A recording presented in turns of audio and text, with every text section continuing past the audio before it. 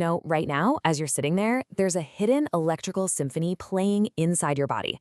It's incredible, right? Every single thought, every heartbeat, every tiny movement, it's all powered by a microscopic storm of biological electricity. So let's dive in and see if we can read the sheet music. For, well, pretty much all of human history, this entire world was completely invisible to us. But now, biomedical engineering has given us these amazing tools to not just listen in on the symphony, but to actually understand its language. So in this explainer, we're going on an incredible journey. We're going to follow one of these signals from a tiny spark inside a cell all the way to a life-saving diagnosis. So think of this like a road trip.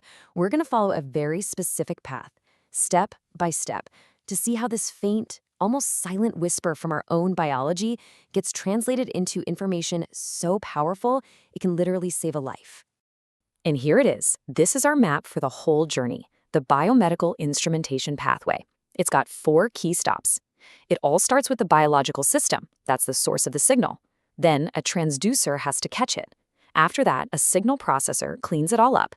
And finally, we get a useful output, which might even lead to a direct intervention. So let's start at the very beginning, step 1. Okay, so first things first, where does this electricity even come from? I mean, we're not plugging ourselves into a wall, right? To find out, we have to go microscopic, to the very origin of what we call biopotentials. Our whole story starts inside just one of the 100 trillion cells that make you, well, you. Each cell is kind of like a tiny saltwater battery, and it's floating in this sea of electrolytes, things like sodium, potassium, and chloride. The real magic happens right there at the cell membrane, where the cell keeps an uneven balance of these charged ions, inside versus outside. And that imbalance, that creates an electrical potential. And check this out. This slide shows the whole game. On the left, you've got the cell in its resting state. It's polarized, just sitting there holding a negative charge of about minus 70 millivolts. It's literally a charged battery, just waiting. But then, when it gets a signal, bam! Sodium ions rush in, and for just a millisecond, the charge flips from negative to positive. That huge spike you see on the right, that's the action potential. That is the signal. That's the fundamental bit of information we're chasing. Okay, so we have our signal, this tiny, fleeting electrical spark. But how in the world do you actually grab onto that? How do we build a bridge from our wet, messy biology toward dry, precise technology? Well, following our map, we're now at step 2 of the pathway. We need some kind of device that can listen to that biological, ion-based signal and convert it into an electrical signal our machines can actually read. We need what's called a transducer. And in our world, that transducer is the electrode. This is it. This is the critical point of contact, the real human-machine interface. Its one and only job is to listen to the conversation happening with ions in the body and translate it into the language of electrons flowing in a wire. It's a bioelectric interpreter. But, and this is a big but, this is where we hit our first major hurdle. The body is an electrically noisy place. You've got muscle twitches, other nerve signals going off, even just the electrode moving on the skin can create interference. All this noise has a clinical name, an artifact. And the danger is that this artifact can completely drown out the tiny, meaningful signal we're desperately trying to hear. So how do engineers get around this? Well, with specialization. It's a right tool for the right job kind of thing. There isn't just one type of electrode. There's a whole toolkit. If you want to listen to a single cell, you need a delicate microelectrode. For the big picture of the brain or the heart, you use non-invasive surface electrodes. And to get way down deep into a muscle, you use needle electrodes. Each one is custom built to get the cleanest possible signal from its specific biological target. So we've captured the signal, but honestly, it's still really faint and messy. It's like trying to hear a whisper from across a crowded, noisy room. Before it can tell us anything useful, we have to clean it up, and we have to seriously turn up the volume. Which brings us right to the heart of the whole machine. Step 3, the signal processor. This is where the raw, messy data gets a major league upgrade. And wow, this slide is the perfect before and after. On the left, that's what the electrode actually picks up, a weak, fuzzy, noisy waveform. But after it goes through the processor, look what comes out on the right, a powerful, clean, and just beautiful signal. So what on earth is happening inside that black box?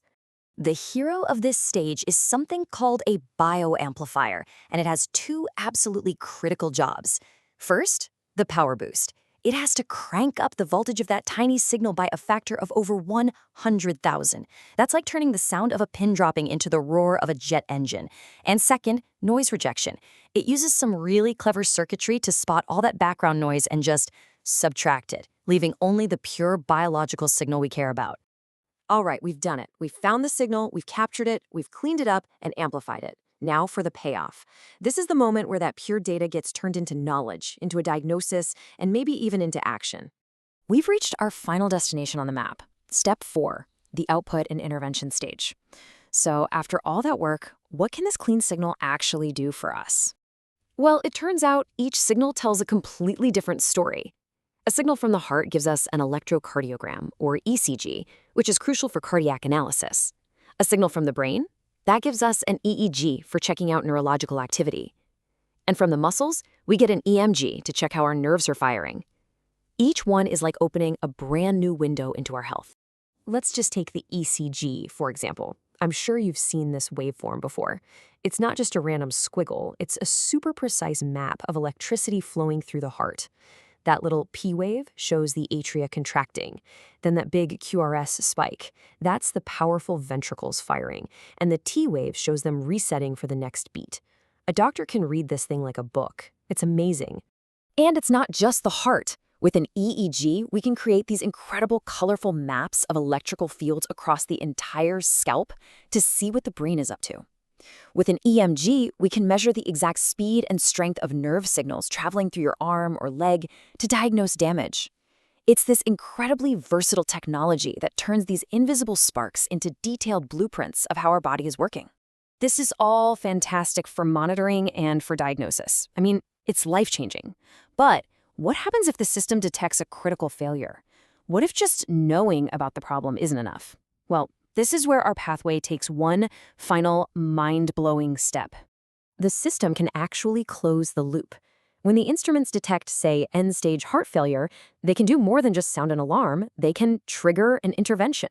They can activate something like a ventricular assist device, or VAD, which is a mechanical pump that literally takes over the job of the failing heart. And the best part? It uses the body's own electrical signals to regulate its speed. The machine doesn't just read the body anymore. It becomes a part of it. And that completes our entire journey. Think about that. We went from a tiny flicker of ions inside a single cell all the way to a sophisticated machine that can literally keep a person alive. We've learned how to read the body's hidden electrical code, and by doing that, we're now learning how to help rewrite its future. Which just makes you wonder, what code will we learn to read next?